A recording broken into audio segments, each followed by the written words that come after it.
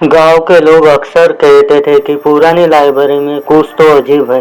कई सालों से वह लाइब्रेरी वीरान पड़ी थी। जो भी वहां गया वह कभी सही सलामत नहीं लौटा। किसी को कुछ भी पता नहीं था कि वहां क्या होता है, लेकिन उस जगह के बारे में डरावनी कहानियां पूरे गांव में फैली थी। रोहन एक 16 वर्षीय लड़का गांव के बाकी बच्चों से अलग था।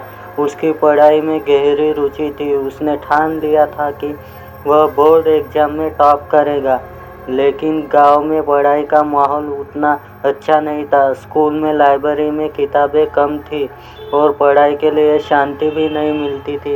एक दिन रोहन को गांव के एक बुजुर्ग से पता चलता है कि गांव के एक कोने में पुरानी सुनसान लाइब्रेरी है।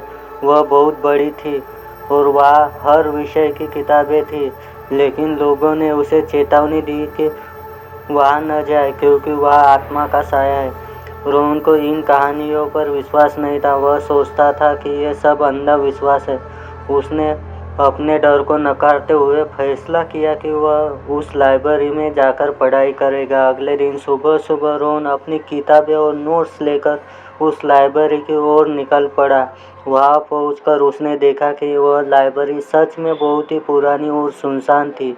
अंदर घुसते ही उसे अजीब सी ठंड महसूस हुई, जैसे वहाँ कुछ गलत हो रहा। लाइब्रेरी की दीवारें धूल से जमी हुई थी, फर्श टूटा फूटा था और कोने में मकड़ियों की जाले थी। रोहन ने इन सबको नज़रअंदाज किया और एक कोने में जाकर बैठ गया। उसने अपनी किताबें खोली और पढ़ाई शुरू कर दी। पहले दिन सब कुछ सामान्य था, लेकिन जैसे जैसे दिन ढलने लगा उसे महसूस हुआ कि कमरे में किसी की उपस्थिति है। उसने सोचा कि यह उसका वहम हो सकता है। घर लौट गया। अगले दिन रोहन फिर लाइब्रेरी गया। इस बार उसने ध्यान दिया कि वहाँ की किताबें अपने आप गिर रही थी। दीवारें से हल्की हल्की फुसफुसाहट की आवाज़ें आ रही थी। उसने डर के बावजूद नज़रअंदाज किया और पढ़ाई में ध्यान लगाने की कोशिश की। जैसे जैसे रात होने लगी अजीब घटनाएं बढ़ने लगी। एक पुरानी खिड़की अचानक जोर से बंद हो गई, जिससे रोहन घबरा गया। उसने सोचा कि यह हवा की वजह से हुआ होगा, लेकिन उसके बाद उसने महसूस किया कि कोई उसकी किताब खींचने की कोशिश कर रहा है। रोहन ने तुरंत अपनी किताब बंद की और घर लौट गया।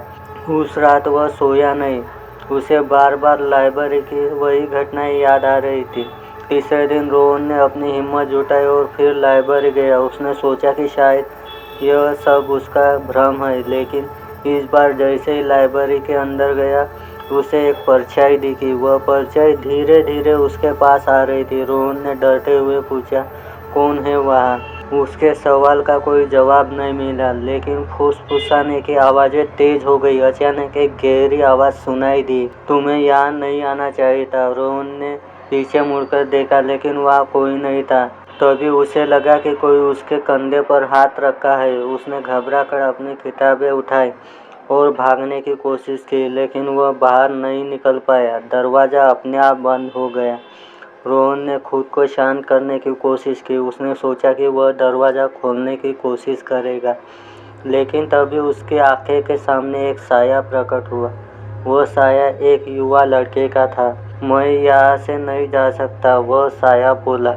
रोहन ने डरते हुए पूछा, तुम कौन हो? साया बोला, मैं एक छात्र था जो यहाँ पढ़ाई करता था, लेकिन मैं अपनी परीक्षा से पहले ही मर गया था।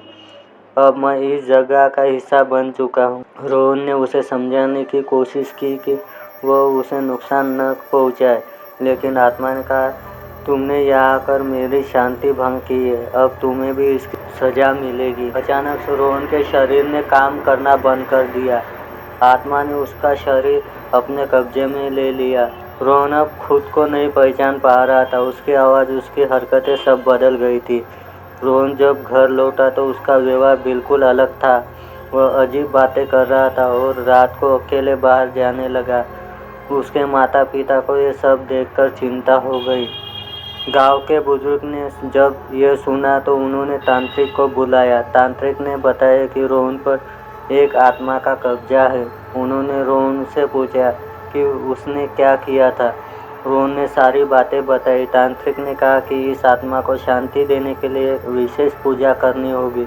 अगले दिन तांत्रिक ने पूजा शुरू की।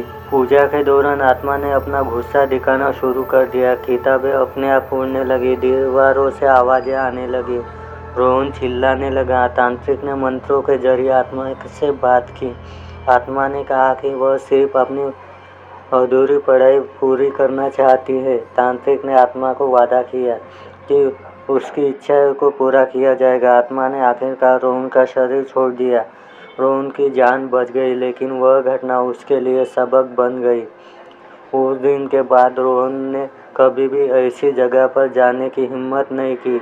वह समझ गया कि कुछ जगह पर मानव की सीमा खत्म होती है और परलोक की शुरुआत होती है। लाइब्रेरी को हमेशा के लिए बंद किया गया, लेकिन उस घटना की कहानी आज भी गांव में सुनाई जाती है और लोग वहां जाने से हिम्मत नहीं करते। अगली कहानी देखने के लिए चैनल को लाइक, शेयर और सब्सक्राइब करें। मिलते हैं अगली कहानी में।